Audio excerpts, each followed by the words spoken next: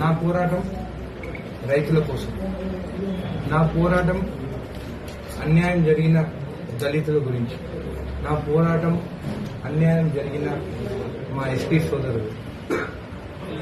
మీరు ఒక మూవీ చూస్తుంటారు, చిరంజీవి మూవీ ఖైదీ నంబర్ 150. దాంట్లో రైతుల భూములు ధనవంతులు లాక్కుంటుంటే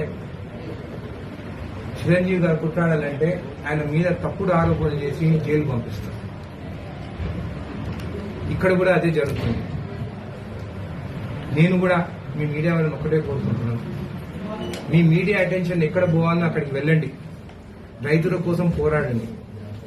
నేను కూడా ఆ మూవీలో ఎట్లయితే జరిగిందో, ఆయన ఆ రోజు వాటర్ ట్యాంక్ లో కూర్చొని మీడియా వస్తే అప్పుడు బయటికి ఆ ఇష్యూ అనేది బయటికి వచ్చింది. ఎందుకంటే కొంతమంది ధనవంతులు కావాలని మీడియాకి రాకుండా, అది కాకుండా మిమ్మల్ని కూడా కొంతమంది బెదిరిస్తారు.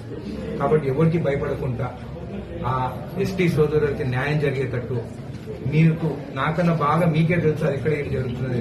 ఖచ్చితంగా మిమ్మల్ని అందరినీ ఒకటే కోరుకుంటున్నాను, వాళ్ళ కోసము, న్యాయం కోసము మీడియా వాళ్ళు వాళ్ళకి సపోర్ట్ చేయండి.